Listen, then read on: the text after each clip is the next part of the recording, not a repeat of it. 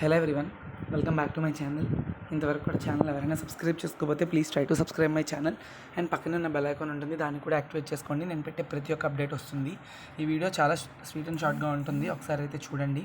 Okay, first of all AP diploma C23 first year రిలేటెడ్గా English, physics, chemistry, maths అన్నీ కూడా important questions అన్నీ కూడా పెట్టాను. మోడల్ క్వశ్చన్ పేపర్స్ ఎలా డౌన్లోడ్ చేసుకోవాలి, ఎవ్రీడే ఎగ్జామ్ అయిన తర్వాత ప్రీవియస్ బ్రాంచెస్కి ఎగ్జామ్స్ అవుతాయి కదా, మ్యాథ్స్ కానీ ఫిజిక్స్ కానీ ఈడీ కానీ ఏవైతే అవి ఆ క్వశ్చన్స్ పేపర్స్ కూడా మన యూట్యూబ్లో పోస్ట్ చేస్తున్నాము. సో దట్ ఆ క్వశ్చన్ పేపర్స్ మళ్ళీ మీరు రాసేటప్పుడు అవే వస్తాయని కాదు, ఎలా అడిగాడు, ఏ క్వశ్చన్ ఇచ్చాడు, ఏ మోడల్లో ఇచ్చాడు అని చూసుకుంటారని. కొంతమంది అడుగుతున్నారు అదే క్వశ్చన్ పేపర్ నెక్స్ట్ బ్రాంచ్కి రిపీట్ అవుతుందని. అలా రిపీట్ అవ్వదు, బట్ ఇంపార్టెంట్ క్వశ్చన్స్ అంటూ ఉంటాయి కదా, చూస్తారు కదా ఎలా ఉంటుంది అనేది. అందుకనే క్వశ్చన్ పేపర్స్ పోస్ట్ చేస్తున్నాం, అర్థమైందా ఇది. అండ్ ఫస్ట్ ఆఫ్ ఆల్ ఏంటి అంటే ఛానల్ని సబ్స్క్రైబ్ చేసుకోండి. అండ్ ఇప్పుడు మీకు ఇంపార్టెంట్ సజెషన్స్ ఇస్తాను, ఎవరివి చెప్పనివి. ఆ ఇంపార్టెంట్ సజెషన్స్ ఏంటి అంటే, మీరు diploma first year examinations first అటెంప్ట్లోనే క్లియర్ చేసుకోండి. ఎందుకు చెప్తున్నాను ఈ మాట అంటే, డిప్లొమా ఫస్ట్ అటెంప్ట్లోనే క్లియర్ చేసుకుంటే ఫస్ట్ ఇయర్ ఎగ్జామినేషన్స్ అనేవి మీకు సెకండ్ ఇయర్, థర్డ్ ఇయర్ సాఫీగా వెళ్ళిపోతుంది. వన్స్ మ్యాథ్స్, ఫిజిక్స్, కెమిస్ట్రీ చాలామంది మీ సీనియర్స్ని అడగండి, ఒక్కసారి ఉంచుకొని 2 సార్లు, 3 సార్లు, 4 సార్లు ఎగ్జామ్స్ రాసి డిప్లొమా ఫైనల్ ఇయర్ అయిపోయిన తర్వాత కూడా స్టిల్ ఎగ్జామ్స్ రాస్తున్న వాళ్ళు ఉన్నారు. So that maths, physics, chemistry కష్టమని కాదు, that they are not preparing, or else కొన్నిసార్లు లక్ ఫేవర్ చేయకపోవచ్చు. ఓకే, సో అందుకనే మీరు ప్రిపరేషన్ అనేది ఇవ్వాలి. ప్రిపేర్ అవ్వకుండా ఏదీ రాదు.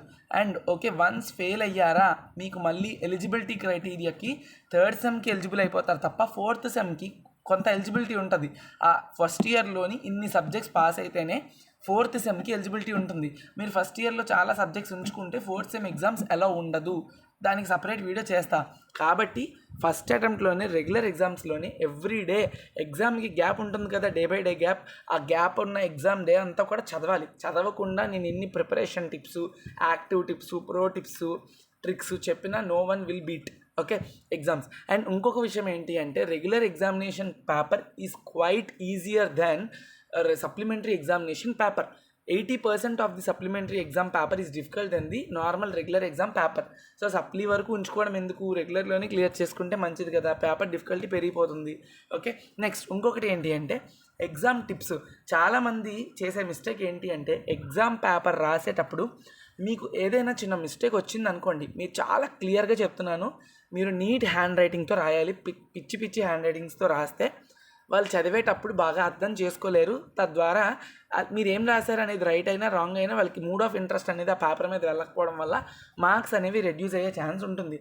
ప్రతి సైడ్ హెడ్డింగు బ్లాక్ పెన్తోని, నార్మల్ మ్యాటర్ అంతా బ్లూ పెన్తోని రాయండి. నీట్గా అండర్లైన్స్ చేయండి పెన్సిల్తో. మ్యాథ్స్ ఎగ్జామినేషన్ అటెంప్ట్ చేసేటప్పుడు మీరు ఏం చేయాలి అంటే, గివెన్ దట్ అని స్టార్ట్ చేసి క్వశ్చన్ పేపర్లో ఇచ్చిన క్వశ్చన్ని ఆ గివెన్ దట్ని రాసి, తర్వాత ఫార్ములాని వేసి, ఫార్ములా రాసిన తర్వాత యాక్చువల్ ప్రొసీజర్ రాసి ఫైనల్గా ఆన్సర్ అనేది రాయాలి. అంతే తప్ప ఫార్ములా అనేది బ్రాకెట్స్లో పెట్టకుండా, గివెన్ దట్ రాయకుండా, నీట్గా లేకుండా, ప్రొసీజర్ కరెక్ట్గా రాయకుండా మార్క్స్ ఎక్స్పెక్ట్ చేయొద్దు, వాళ్ళు కూడా ఇవ్వరు. నెక్స్ట్ ఇంకొకటి ఏంటి అంటే, మీరు ఏదైనా హైలైట్ చేస్తున్నారంటే, చాలామంది ఏం చేస్తారంటే, ఇప్పుడు హైలైట్ చేయమని చెప్పాను కదా అని చెప్పి నీట్గా బాక్స్లో పెట్టడం, దానికి అండర్లైన్ చేయడం చేస్తారు. మీరు ఎప్పుడు ఆ పర్టికులర్ క్వశ్చన్ని హైలైట్ చేయాలి అంటే, మీరు ఆ పర్టికులర్ ఆన్సర్ని మీకు మీరు నీట్గా రాసాము, కరెక్ట్గా రాసాము అనిపించినప్పుడు మాత్రమే ఆ క్వశ్చన్ హెడ్డింగ్ని కానీ అందులో రాసే ఫార్ములాని మాత్రం పెన్సిల్తో హైలైట్ చేయండి. అంతే తప్ప తప్పు రాసి కూడా హైలైట్ చేశారనుకోండి, హైలైట్ రాసినవి వాళ్ళకి కనిపిస్తాయి, మీరు హైలైట్ చేసినవి తప్పు అది. సో ఈజీగా వాళ్ళకి దొరికిపోతారు దట్ మీరు తప్పు రాశారని. రైట్ రాశారని కాన్ఫిడెన్స్ ఉన్నప్పుడు మాత్రమే హైలైట్ చేయండి, తప్పు రాశారని కాన్ఫిడెన్స్ ఉన్నప్పుడు హైలైట్ చేయొద్దు. ఇదొక టిప్. నెక్స్ట్ వచ్చేసినప్పటికి ఇంకా ఏంటి అంటే, ఏదైనా ఒక ఆన్సర్ రాసేటప్పుడు మధ్యలో మిస్టేక్స్ రావడం సహజం. ఆ మిస్టేక్స్ వస్తున్నాయని చెప్పి మీరు ఏం చేస్తారంటే, పెన్సిల్ ఆర్ పెన్ని పట్టుకొని ఫుల్ స్ట్రైక్అవుట్ చేసేస్తారు, పిచ్చిగా కనిపిస్తుంది, ఆన్సర్ అంతా అలానే ఉంటుంది. అలా చెయ్యొద్దు. సింపుల్గా ఏం చేస్తారంటే, తప్పు అనిపించినప్పుడు జస్ట్ ఒక బ్రాకెట్ తీసుకోండి పెన్తో, అక్కడి నుండి ఎక్కడ వరకు తప్పు ఉందో అక్కడో బ్రాకెట్ పెట్టి రాంగ్ మార్కు కొట్టండి. ఓకే, ఆర్ఎల్స్ చిన్నవి, ఇప్పుడు ఫర్ సపోజ్ మీరు అక్కడ హ్యాబిట్ ఏదో సంథింగ్ ఎగ్జాంపుల్ చెప్తున్నాను, దిస్ హ్యాబిట్ ఈజ్ అని రాయాల్సింది దిస్ స్పెల్లింగ్ రాశారు. ఏంటి దిస్ మైన్ ఈజ్ అని, హ్యాబిట్ రావాల్సిన దగ్గర మైన్ రాశారు. కాబట్టి దాన్ని కొట్టాల్సిన అవసరం లేదు. సింపుల్గా పెన్సిల్తో నీట్గా స్ట్రైక్అవుట్ చేసి ఆ హ్యాబిట్ బదులు మైన్ అని స్పెల్లింగ్ రాయండి. అంతే తప్ప ఫుల్ స్క్రాచ్ చేసి రాయొద్దు. ఓకే, అండ్ ఇంకొకటి ఏంటి అంటే కొన్నిసార్లు క్వశ్చన్కి ఆన్సర్ మొత్తం తప్పు. అలాంటప్పుడు కూడా మీరు పిచ్చి పిచ్చిగా స్ట్రైక్అవుట్ చేయొద్దు. నీట్గా స్క్రాచ్ చేయండి. ఎలా, జస్ట్ ఒక సింగిల్ లైన్తోని పైనుండి కింద వరకు పెన్సిల్తో కాదు, పెన్తో నీట్గా స్ట్రైక్ చేయండి. ఒక సింగిల్ లైన్తో స్ట్రైక్ చేసి అదే ఆన్సర్ని నెక్స్ట్ పేజ్లో కంటిన్యూ చేయండి. అండ్ ఎగ్జామ్ మొత్తం అయిపోయిన తర్వాత రిమైనింగ్ పెండింగ్ పేజెస్ అన్నిటినీ కూడా సింగిల్ లైన్తోని మీరు స్ట్రైక్అవుట్ చేయండి. వాళ్ళు చెప్తారు స్ట్రైక్అవుట్ చేయమని. అండ్ మీరు ఎగ్జామ్ రాదు కదా అని చెప్పి ఎగ్జామినర్ దృష్టిలోని మీరు ఏదో పడడం కోసం please pass me sir, I will give you 100 sir, we will write this sir అని చెప్పి అలాంటివి ఏమీ రాయొద్దు. పొరపాటున వాళ్ళకి దొరికారా మిమ్మల్ని ఎగ్జామ్ నుండి టర్మినేట్ చేయొచ్చు. అలాంటివి ఏమీ చేయొద్దు. Okay, this are the important tips that I want to suggest you to the people. ఎందుకంటే ఫస్ట్ టైం రాస్తున్నారు కాబట్టి. అండ్ ఇంకొక టిప్, మేజర్ టిప్ ఏంటి అంటే మీరు ఫస్ట్ ఎందులోని మెజారిటీ ఇంట్రెస్ట్ ఉంది, ఏది మీకు బాగా వచ్చో ఆ సెక్షన్తో స్టార్ట్ చేయండి. ఫర్ సపోజ్ నా గైడెన్స్ ఏంటి అంటే start with the SA questions. Why? Because shorts మీకున్న 3 hours టైంలోని షార్ట్సే మీరు గంటన్నర రాస్తే ఎస్ఏస్ ఇంకో గంటన్నరలో అవ్వవు. అప్పుడు మీ మార్క్స్ తగ్గిపోతాయి. మీ టెన్షన్ వల్ల నీట్ హ్యాండ్ రైటింగ్ కాస్త పోతుంది. సో ఎస్ఏ స్టార్ట్ చేయండి. Essays at least 1 or 2 or 3 first రాసేసి షార్ట్స్కి వెళ్ళండి. మళ్ళీ షార్ట్స్ అన్నీ రాసి మళ్ళీ ఎస్ఏస్కి వెళ్ళండి. ఇంతే ఫార్మాట్. ఒకసారి ఎస్ఏ, మళ్ళీ short, SA short, SA short.